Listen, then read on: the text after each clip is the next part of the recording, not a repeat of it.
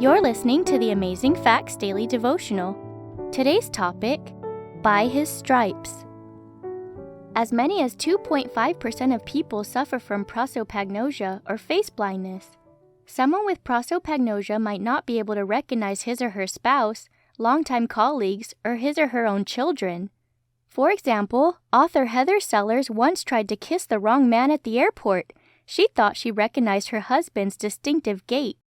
On another occasion, Sellers introduced herself to a new professor at the university where she taught, only to find that he'd been working across the hall from her for 15 years.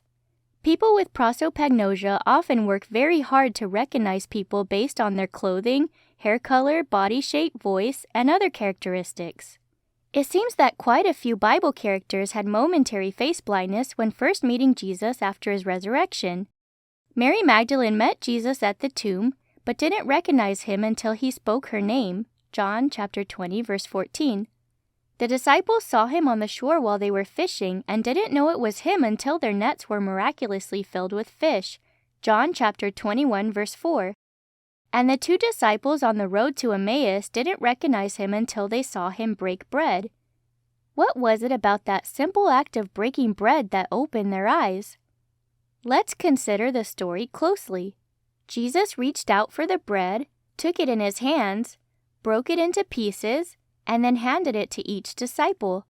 As they took the bread, the disciples must have taken a second look at his hands, and the scars from the nails of his crucifixion. Perhaps they knew him when they saw his scars. Then and for all eternity, Jesus' scars are a reminder of what he suffered for our sake. Our key Bible text today comes from Isaiah chapter 53 and verse 5. But he was wounded for our transgressions, he was bruised for our iniquities. The chastisement of our peace was upon him, and with his stripes we are healed.